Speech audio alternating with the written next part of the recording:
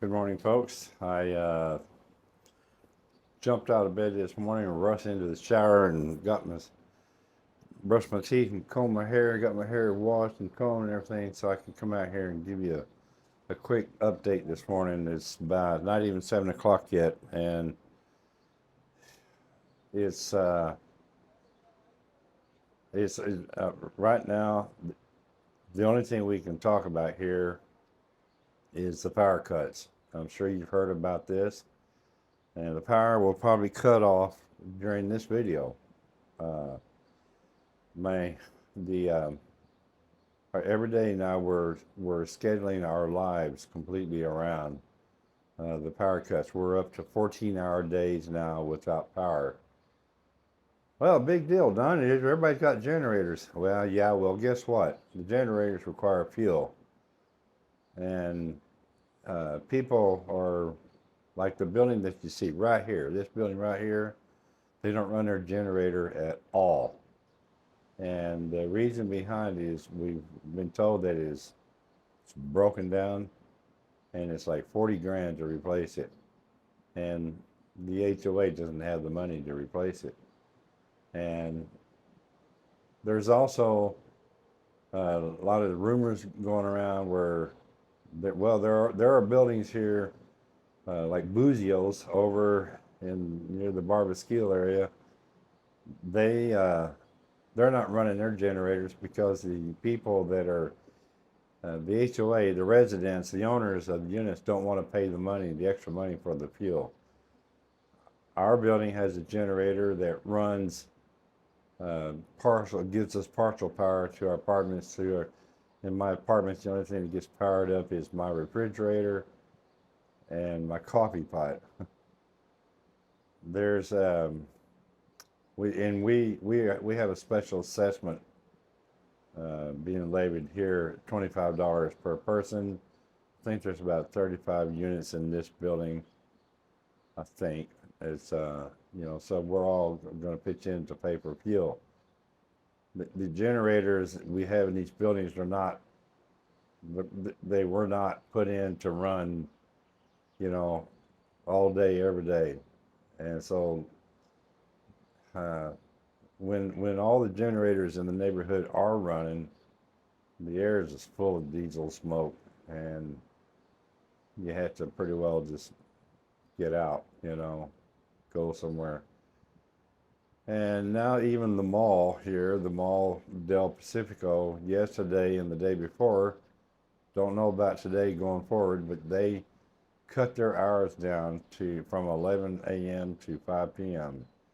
instead of 10 to 10 like their normal hours. Yesterday, I went to the mall and the generator for the mall was running. But they're saying that the reason why they're closing down like they are is because of some mechanical issues they're having with their generator. So we don't know what to. I, I don't know what to believe. I have right here. I just logged on to CNL's website to see what the schedule is for the power cuts for the building that I'm in, and it basically covers this whole area. And just to give you an example, today, this morning, Monday, I don't even know what day it is, 29th, I think 29th, but you know, uh, it was off from midnight till 1.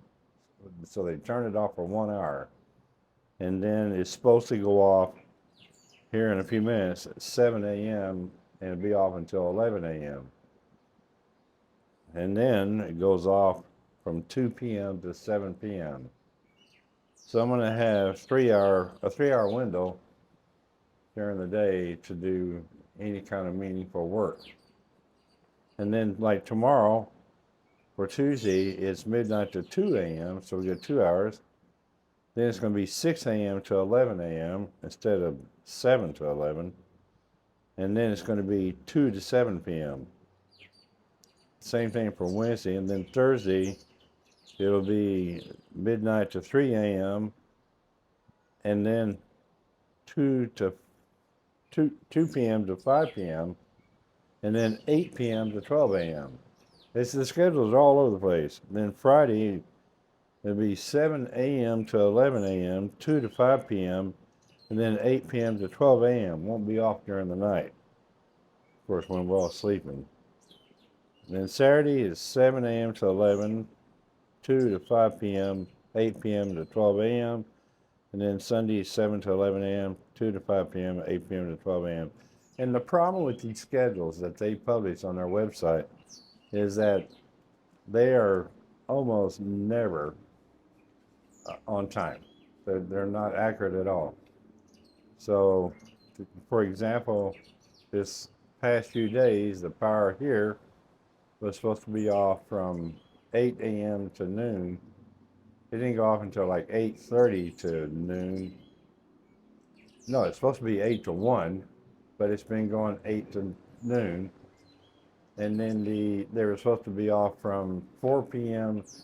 to 9 p.m. But the power's been coming back on at 8 p.m. So it makes it kind of difficult to plan things, because you don't know, what's going to be accurate. I guess it really doesn't matter, does it?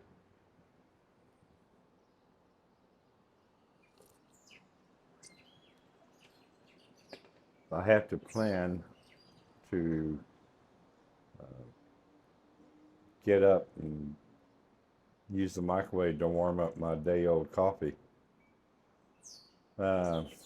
So, I hope we get through this. This has been going on since the middle of September now, and it's getting worse. And there's lots to blame for it. People are blaming it on the drought, the 6-year drought that we've had. And of course, we hear reports on Facebook, people in Cuenca saying it's raining in Quito, it's raining all over the highlands. But then you talk to the people that are been in Ecuador for most of their life, and you find out that it's possible that it's out just because they just were not prepared for this an outage. They were not prepared for a drought. They were not prepared to run power stations that have been down for years because they never spent any money to maintain them. The money went into somebody else's pocket instead of where it was supposed to go to take care of equipment and maintain equipment. When they originally turned the power off in September, the initial plan was for 4 days they were going to turn the power off so they could do maintenance countrywide. I mean, it's going to be a countrywide shutdown of power so they could fix this stuff, And then it went to 5 days, and then 6, and then it was a week, and then now they're saying, oh, it could go to December, and then now, they're saying, well, it could be December, it could be, next year, but in reality, hell, it could be until next week, We don't know. We don't know what to believe. I don't know what to believe. So just to reiterate, if you're planning to come here, if you're on honk, I'm not even going to tell you what that's about. Okay, you're not.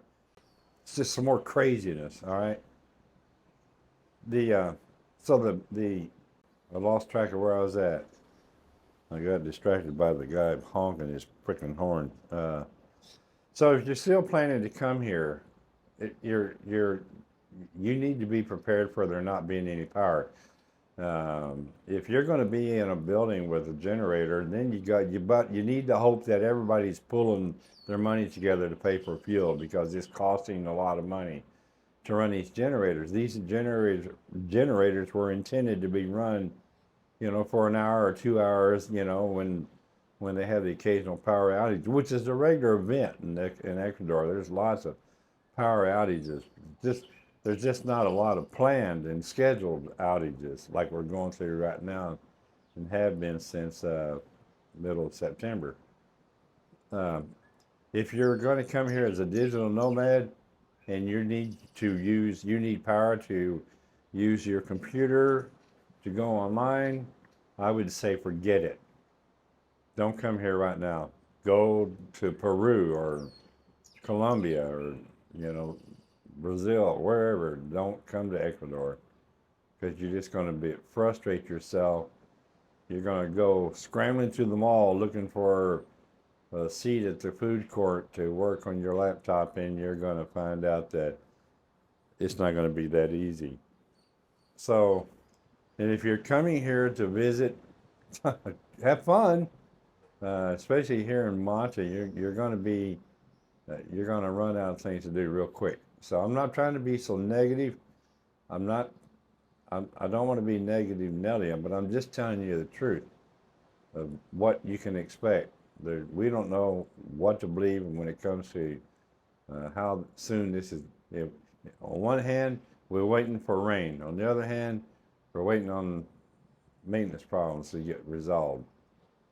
Who knows what to believe, okay? Then on a personal note, I don't know how far I'm going to keep going with these updates.